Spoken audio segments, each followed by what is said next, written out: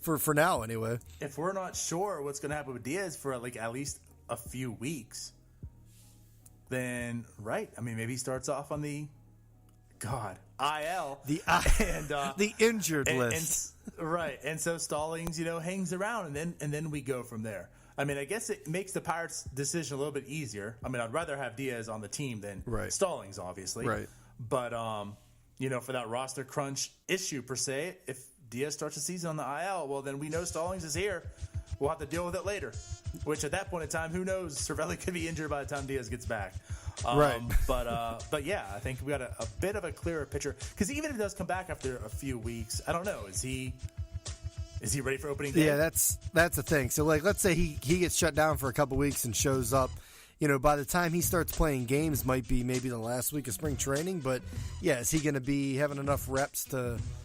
For the season. And that's it too, right? Like the reps there, probably not. So he might go to extended spring training, and so yeah, I think right now, like the writing's pretty much on the wall that Diaz starts off the season on the IL, just because he could be perfectly healthy at that point in time, but he hasn't had any spring to work out, and get into game action or whatever, or simulated game action, Ryan. So I think right now you can pretty much pencil him in starting the season on the IL, and Stallings is your backup catcher, day one. Yeah, which is fine. I mean, that's why you like to have Stallings. You have that depth. You have if you need it. But like we've talked about, stay healthy, Cervelli. Stay healthy. But yeah, he's playing a lot of DH this spring, so I know, right? Well, it's good. Probably trying to do as much as they can to get him healthy. And we're going to get into that. I mean, it's good to kind of keep him, obviously healthy and not wear him down early by catching, but we don't need him to take anything off the head. But that kind of leads into the next thing we wanted to talk about was the Pirates in the simulated games that we're hearing basically in spring training and the number that they're doing with pitchers and everybody. So the biggest thing we've seen around Twitter, it's kind of like, wait, where's Adam Frazier? Where's Starling Marte? Where's Cervelli? We haven't seen, like you said, Cervelli much, and it's so basically. Because there was nothing going on about Frazier. I don't know. So basically, Adam Berry didn't, or no, it wasn't Adam Berry. It was on the MLB at bat. I'm sorry, Ralph Long did the article about the Pirates they're doing more and more simulated games this spring training. So basically, what's a simulated game? I don't know if they played 9 innings or whatever. It's basically it's on the backfields of Bradenton. It's there's no crowd, there's no games. It's basically Pirates against Pirates, and they have a pitcher or two, and they can kind of they have real live at bats, but they can set situations up. So if you want Archer to work with 2 men on, you just put 2 runners on. So it's a controlled environment. I was going to say, it's basically a baseball game for control freaks. Yeah, exactly. You can set up basically any situation you want. You can have somebody work on something, say somebody pops something up and, Archer and the third baseman had a miscommunication. Well, let's do it again. It's like you can redo things, but the at-bats are real. You're taking real at-bats and whatever. So basically, they're doing more of these simulated games, at least early on in spring training in this article. And they've talked about, Chris Archer threw 38 pitches in a 2-inning simulated game on Thursday. We've Tyone threw a couple. Joe Musgrove threw 2 on today, actually. So you're seeing more of these simulated games. I don't know if this is a trend going around baseball, but just judging from some of the lineups that the Pirates have faced, it doesn't seem like it. Because it seemed like the other day the Pirates faced the Yankees top 8 hitters. So oh yeah, well I was gonna say I was joking on the last Saturday. The game I was at was the first spring training game. I was like, it's a Pirates B squad, and it was the Phillies opening day roster. Minus Bryce Harper at the time. Right. But you're absolutely right. I mean, you're going and seeing these games, and it's like you're seeing all these stars in the other team's lineup, and then. Who's that guy? Who's number 78 for the Pirates? Right. So you're definitely correct in that manner. So basically, Adam Frazier, supposedly, from everything I'm reading, is healthy. So, Kayla, you're good. Calm down. He's healthy. Dickerson's played in these simulated games. Marte's been playing in these simulated games. Cervelli's been catching. So It seems like we're going to see about another week of this. And the other flip side to this is, you get to see a lot of other guys up at the spring training actual games.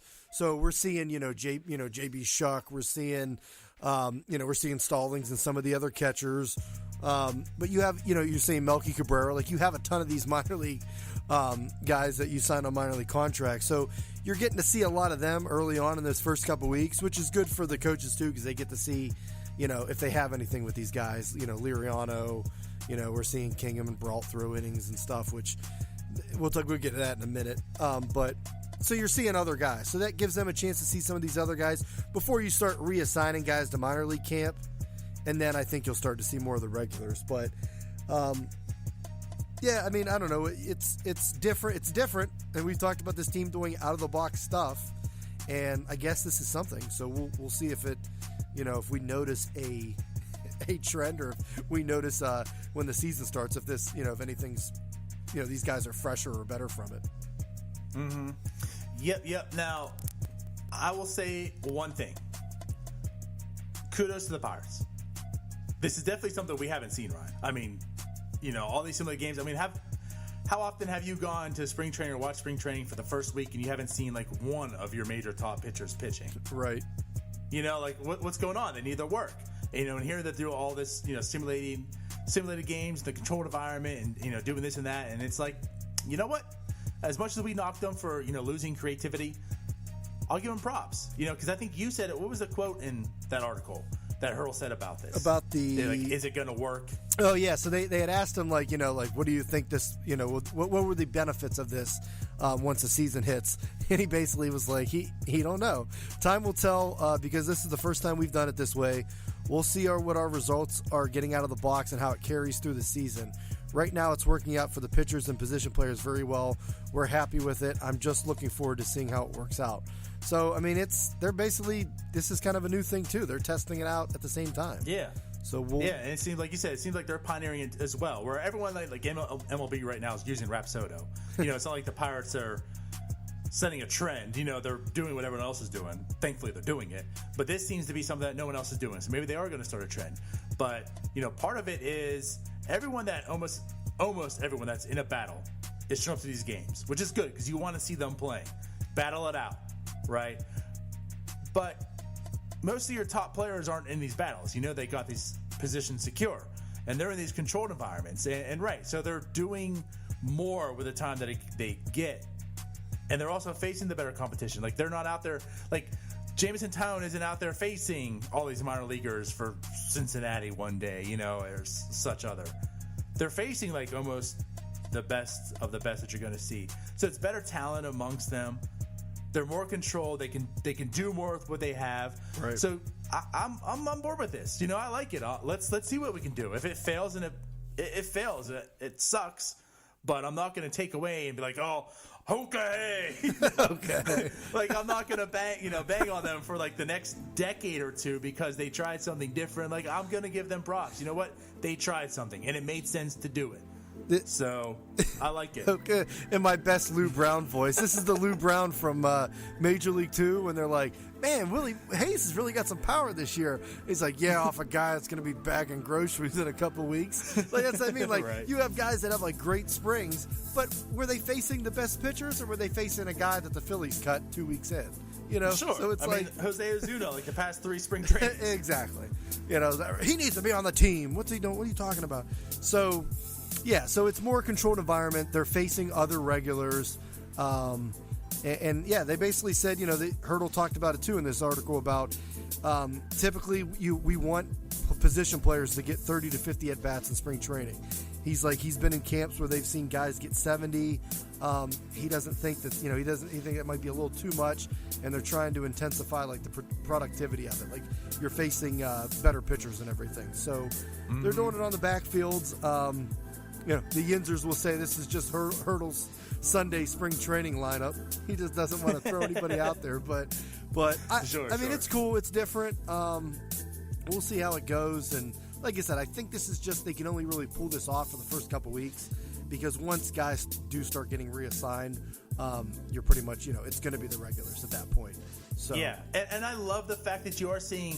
I mean, you're right. You can always joke like it's literally the Pittsburgh top 20 prospects are out there playing these games, and then some others. Yeah, most spring training like camps, you see the team, the 25-man roster playing, and some other guys, but like your prospects that aren't really going to make the club, they're just kind of there. That's what they are. They're just kind of there. Right. But now you're really seeing them playing games. I mean, Brian Hayes is not making this team. Right. No way he's going to. He's probably not going to make it in 2019, play, at all this year. Right. But he's got 12 at bats this spring already, week 1. A year or two ago, a guy like Brian Hayes might see like 5 at bats for his entire tenure there, and then he's reassigned to minor league camp. So he's getting a real chance to be in this major league club per se, seeing some major league talent and being part of it. So I think it's pretty cool.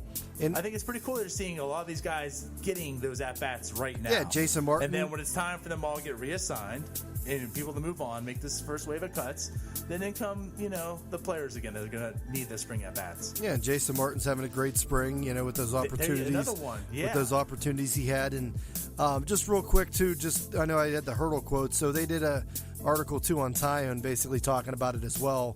And Taillon has a quote that says, I'm not going to go up to Phillies hitters after and ask them what they saw from me. He's like, here you can just go talk to our hitters and get instant feedback.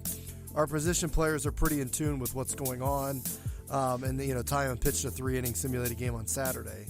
So, I mean, that's just that's a good point. Like, you're not going up and asking the opposition, hey, what'd you see from that pitch? Here, like, they're telling you what you saw. Kutch might give it away. And what's that? I said Kutch might tell you. That's true. Like Kutch, I don't know if you've been following his Instagram. He might forget his Instagram stories, but he's been pretty funny on there. It's literally like almost the day he left the Pirates. Doesn't it seem that? I mean, it's not like he wasn't like a cool it's like guy when he got funny. or anything. But like right. As soon as he went to the Giants, he just like got this whole new like comedic aura about him, and like using technology like Instagram. Right. Yeah. Why couldn't we have that Kutch too? I know. And the MVP Kutch for year after year after year. Musgrove, that too. Musgrove, another one. He says you can throw a fastball up and in, then go ask how did it look coming out of my hand? Did it look the same? That kind of thing. It's the stuff you can't ask an opposing hitter. And Hurdle said, yeah, there's a little more freedom back there. The nice part is we've got major league hitters hitting. I listened to the reports and then grabbed some video. Our professional roster, Dickerson, Frazier, they're going over and giving our guys good at-bats. Time's going to tell. This is the first time we've done it this way.